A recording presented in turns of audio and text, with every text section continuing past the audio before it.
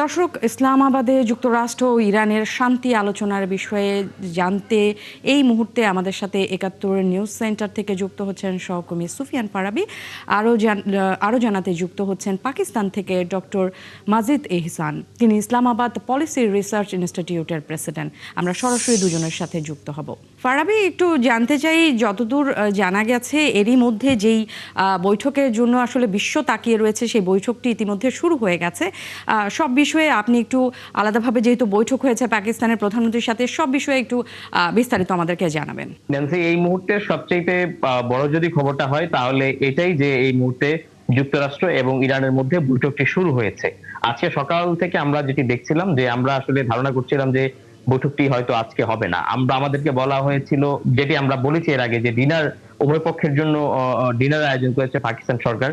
তো সাধারণত যেটা হয়, ডিনারটা হচ্ছে একটা ফিনিশিং লাইন, এর আগে আলোচনাগুলো হয়। কিন্তু আমরা বুঝতে পারছিলাম না, যদি মিটিংটা আজকে না হয় আগামীকাল হয়, তাহলে আজকে ডিনার আয়োজনটা কেন। তো এটার উত্তর কিছুক্ষণ আগে মিললো। আমরা আমাদের ৭১ থেকে ব্রেকিং দেওয়া হচ্ছে যে মিটিংটি শুরু হয়েছে। তো এটি হচ্ছে সবচেয়ে বড় খবর। আর দ্বিতীয় যে খবরটি, সেটি হচ্ছে যে বেশ কিছু ক্ষেত্রে যুক্তরাষ্ট্রের পক্ষ থেকে এক প্রকার নমনীয়তা, এবং ইরানের পক্ষ থেকে বেশ কিছু ক্ষেত্রে তাদের যে কট্টরপন্থী মনোভাব, সেখান থেকে বেরিয়ে আসার কিছু প্রভাব, কিছু আভাস আমরা দেখতে পেয়েছি। আমাদের সঙ্গে এই বিষয়ে কথা বলার জন্য যুক্ত আছেন, যেমনটি আপনি বলছিলেন, ইসলামাবাদ পলিসি রিসার্চ ইনস্টিটিউটের প্রেসিডেন্ট। তার সঙ্গে আমরা একটু কথা বলবো। Welcome sir to our show, to our special bulletin. I want to draw your attention on Islamabad talk and how we will assess the ongoing negotiation. Did you able to know about which kind of discussion held between US and Iran delegation with Prime Minister Shehbaz Sharif? Okay, thank you very much for having me on your channel. These talks which are being held today and will be continuing for tomorrow also are a result of concerted effort by the government of Pakistan to convince both the countries to come and sit on the table and talk peace. And we are extremely thankful to the government of Iran and to United States also for actually listening to the requests of Pakistan, and especially at the time once the war was entering into one of the most devastating stage, and that would have been a point of no return, and the fallout would have been catastrophic for the entire world. Economically also, and destruction wise also. And there are a lot of hopes that these talks are going to be successful. What is happening at the moment is actually not known, because the talks, once they are in progress, you just have no idea.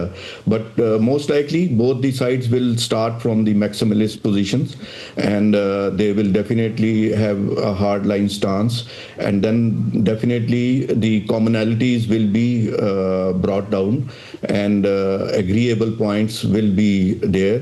And we are very hopeful that even the maximum stances and the very strong positions will also soften up with the passage of time, and there will. Sir, do you have any? Sir, please let me interrupt you. Do you have any idea who are leading the who are in meeting room right now? Pakistan Prime Minister, Pakistani General or Field Marshal, and who are more?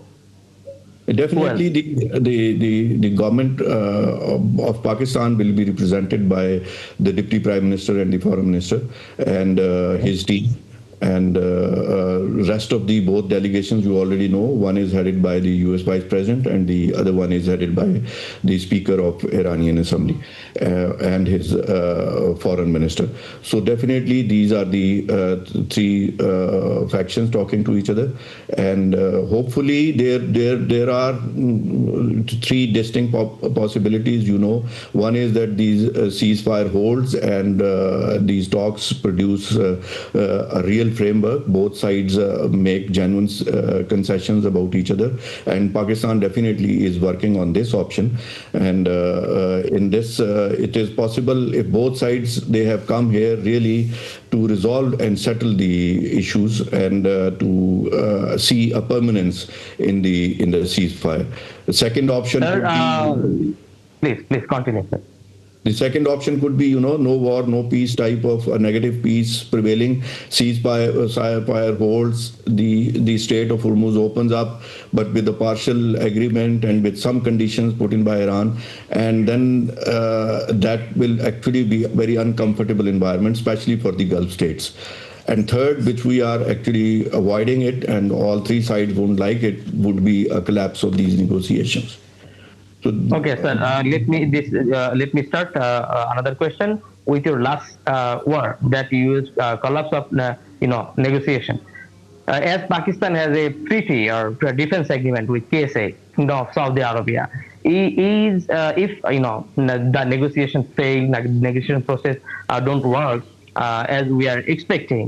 So do you feel that Pakistan have to be concerned about that if Iran again attack in KSA, Kingdom of Saudi Arabia?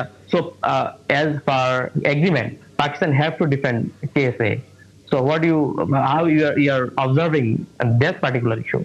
Yeah, that is the worst case scenario, Pakistan is trying to reverse, and that is one of the major reason Pakistan is actually playing this role, because Iran, being our next door neighbor with 700 kilometers of borders, is very dear to us. We have a very long history of very good relations with Iran. Saudi Arabia is our natural ally and again a time-tested friend. So Pakistan has made it very clear that if there is a threat to the sovereignty of Saudi Arabia, we will definitely honor the agreement.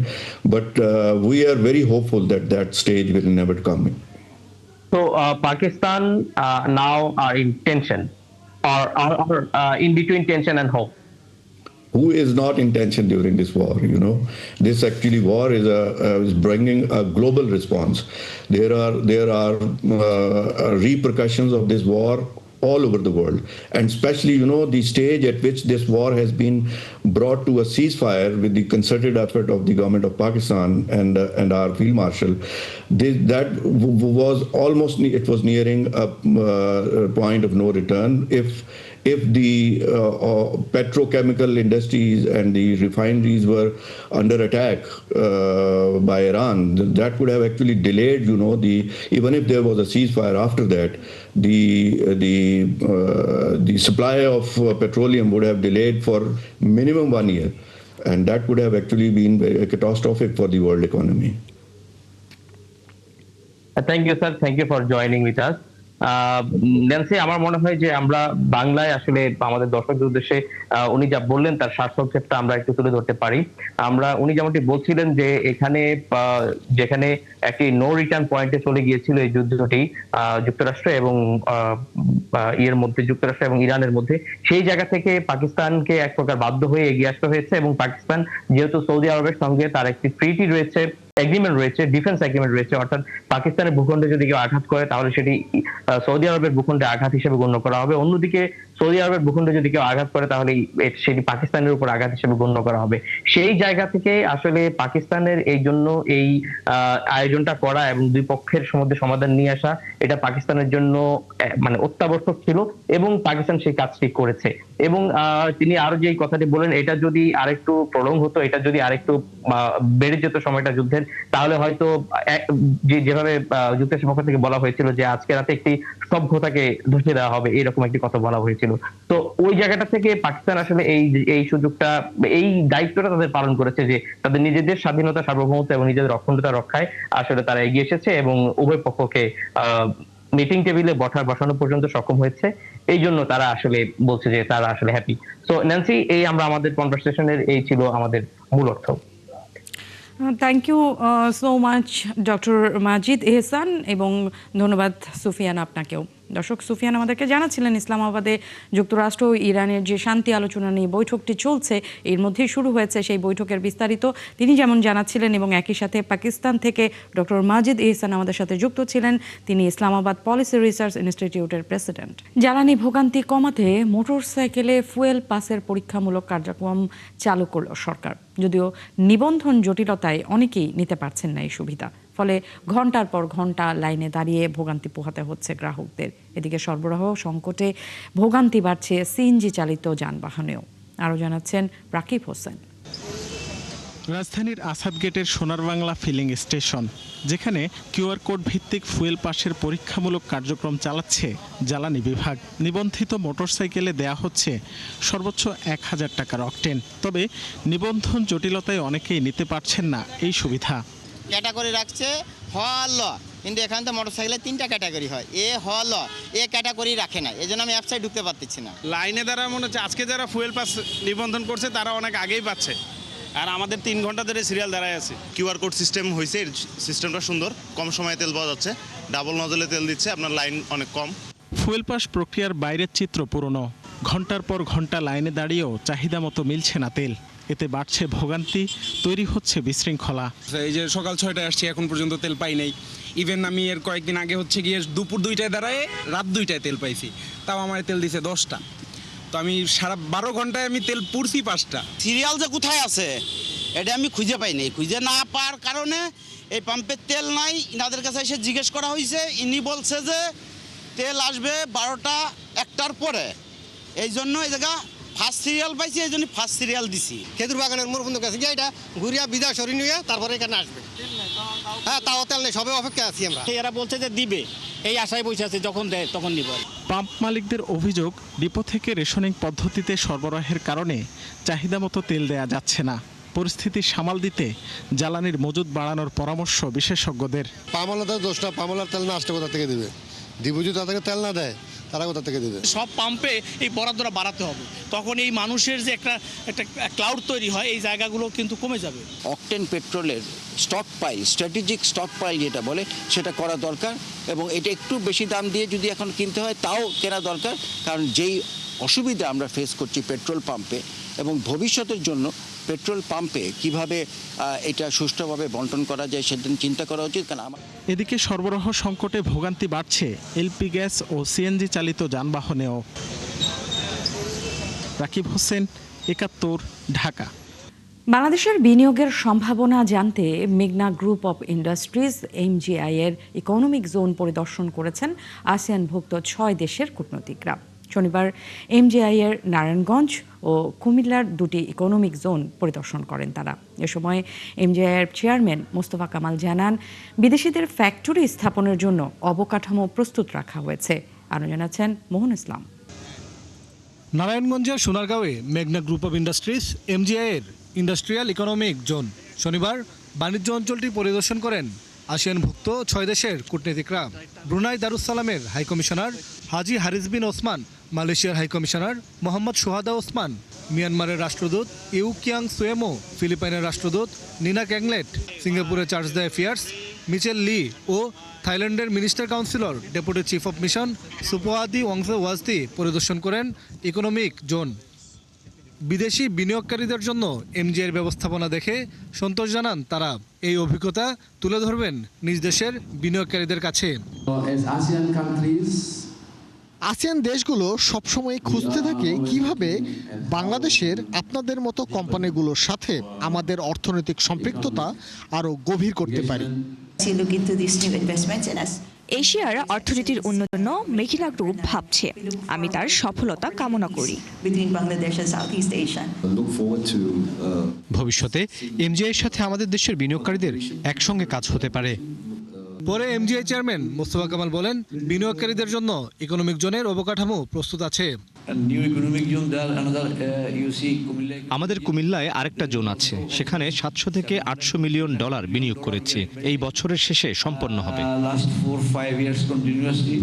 তিনি বলেন, বিভিন্ন দেশের অংশদারিত্বের ভিত্তিতে এগিয়ে যাবে বাংলাদেশ।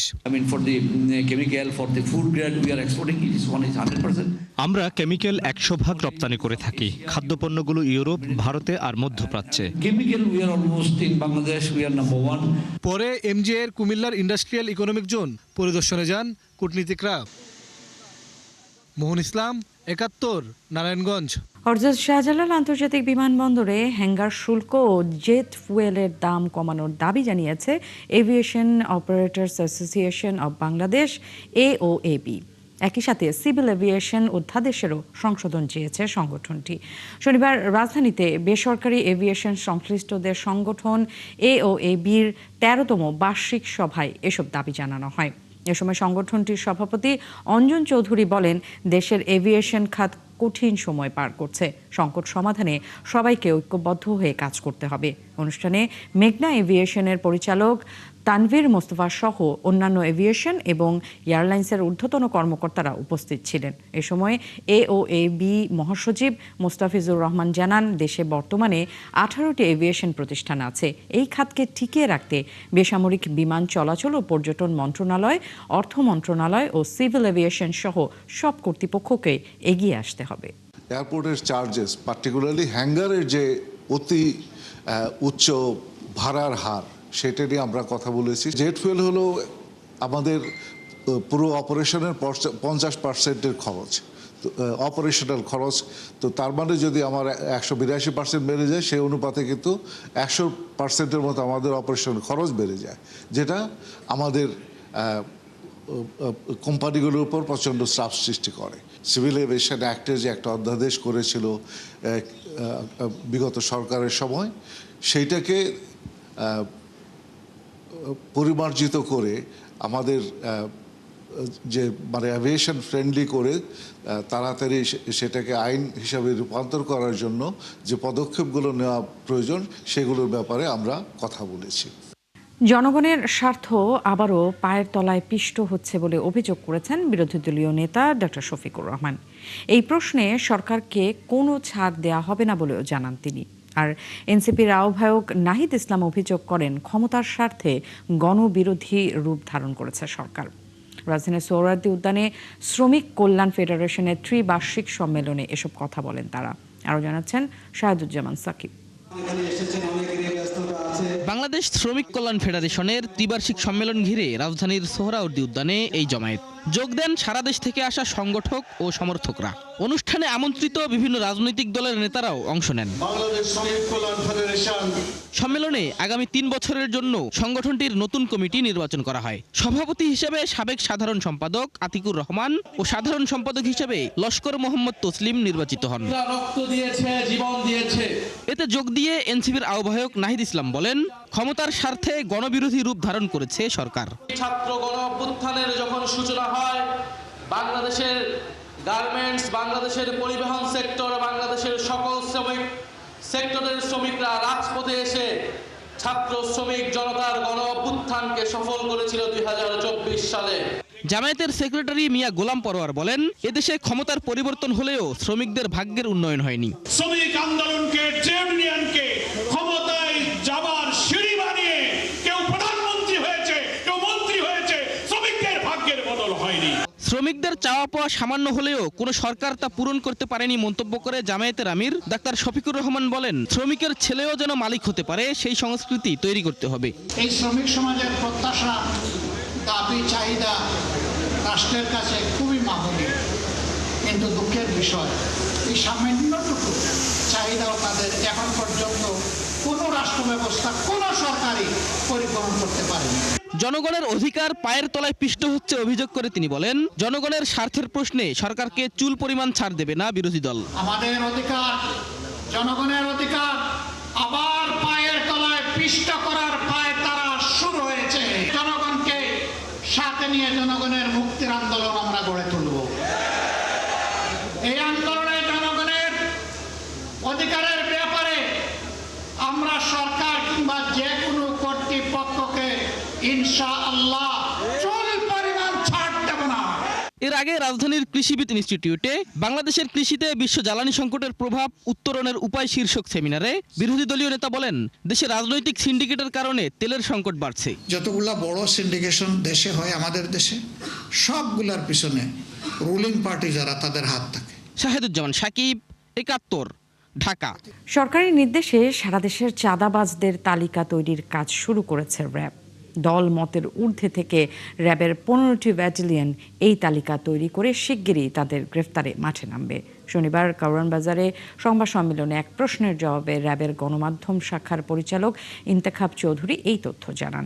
এ সময় তিনি আরও জানান, শ্যামলীর সিকেডি হাসপাতালে চাঁদা দাবির ঘটনায় জড়িতদেরও দ্রুতই গ্রেফতার করা হবে। আশিক মাহমুদ জানাচ্ছেন বিস্তারিত। বিনা পারিশ্রমিকে হাজারো কিডনি প্রতিস্থাপন করে মানবতার অনন্য দৃষ্টান্ত স্থাপন করেছেন চিকিৎসক অধ্যাপক ডাক্তার কামরুল ইসলাম। দেশ বরেণ্য এই চিকিৎসকের সিকেডি হাসপাতালে দীর্ঘদিন ধরে চাঁদা দাবি করে আসছিল যুবদলের সাবেক নেতা মঈনুদ্দিন। সিসি ক্যামেরার এই ফুটেজে দেখা যায় দলবল নিয়ে মঈন শ্যামলীর সিকেডি হাসপাতালের নিচে চাঁদা চাইতে গিয়ে হাসপাতালের স্টাফদের হুমকি ধামকি দিচ্ছেন। ওই ঘটনা জানাজানি হবার পরেই যুবদলের দুই শীর্ষ নেতা শ্যামলীর ওই হাসপাতালে ছুটে যান, কথা বলেন ডাক্তার কামরুল ইসলামের সাথে। চাঁদাবাজির বিরুদ্ধে ব্যবস্থা গ্রহণের আশ্বাস দেন যুবদলের শীর্ষ নেতারা। খোঁজ নিয়ে জানা গেছে এই মঈন শেরেবাংলা নগর থানা যুবদলের সাবেক সাংগঠনিক সম্পাদক ছিলেন। রাজনীতি করেন ঢাকা মহানগর উত্তর যুবদলের সাবেক সদস্য সচিব মোস্তফা জগলুর পাশা পাপেলের সাথে। চাঁদাবাজির এই ঘটনা র্যাবের দৃষ্টি আকর্ষণ করলে সংস্থাটি জানায় ঘটনা যাচাই বাছাই করে চাঁদাবাজ যেই হোক না কেন শীঘ্রই গ্রেপ্তার করা হবে। এই ক্ষেত্রে আমাদেরও যে ছায়া তদন্তের কার্যক্রম সেটা চলমান আছে, কিন্তু যখন আমি সবসময় আপনাদেরকে বলি যে অভিযোগটাই সবচেয়ে বড় না। একটা অভিযোগ আসতে পারে, কিন্তু সেই অভিযোগ আসলে পরে তার সাথে সাথে যাচাই বাছাইয়ের যে প্রক্রিয়া, সেই প্রক্রিয়া চলমান থাকে। আমাদের সেই যাচাই বাছাইয়ের প্রক্রিয়া চলমান আছে। আমরা নিশ্চিত হলে অবশ্যই অতি দ্রুততম সময়ে অপরাধীকে আইনের আওতায় আনতে পারবো ইনশাআল্লাহ। সাংবাদিকদের আরেক প্রশ্নের জবাবে র্যাবের এই কর্মকর্তা জানায় সরকারের নির্দেশে সারা দেশে চাঁদাবাজদের তালিকা তৈরির কাজ শুরু হয়েছে। তালিকা প্রস্তুত হলেই চাঁদাবাজদের গ্রেপ্তারে মাঠে নামবে তারা। যে লিস্টগুলো তৈরি করা হচ্ছে, এই লিস্টটা আমাদের কাছে নির্দেশনা এসেছে যাতে আমরা আনবায়াসড, আমরা কোনো রকমের বায়াসনেস যাতে আমাদের ভেতরে না থাকে, আনবায়াস একটা লিস্ট প্রস্তুত করার জন্য বলা হয়েছে। র্যাবের যে 15টি ব্যাটালিয়ন সারা দেশে কাজ করে যাচ্ছে নিরলসভাবে, এই 15টি ব্যাটালিয়নকেই সম্মানিত র্যাব ডিজির পক্ষ থেকে নির্দেশনা দেওয়া হয়ে গিয়েছে এবং তারা তাদের কাজ অলরেডি শুরু করে দিয়েছে। খুব শীঘ্রই নিশ্চয়ই আপনারা এর প্রতিফলন দেখতে পাবেন আশা করছি। এদিন র্যাবের বিভিন্ন ব্যাটালিয়ন মানব পাচার, অপহরণ, মাদক কারবার ও সন্ত্রাসী কর্মকাণ্ডে জড়িত 14 জনকে গ্রেপ্তার করেছে এমন তথ্যও জানান তিনি। চট্টগ্রামে চাঞ্চল্যকর সন্ত্রাসী হামলায় যুবকের কবজি বিচ্ছিন্ন হওয়ার ঘটনায় মাত্র 48 ঘন্টার মধ্যে অন্যতম আসামি সবুজকে গ্রেফতার। আশিক মাহমুদ, 71, ঢাকা। দর্শক, চলছে সংবাদ সংযোগ। সরাসরি সংবাদ ও অনুষ্ঠান দেখতে চোখ রাখুন 71-এর ফেসবুক পেজে এবং সাবস্ক্রাইব করুন 71-এর ইউটিউব চ্যানেল। থাকুন 71-এর সাথে।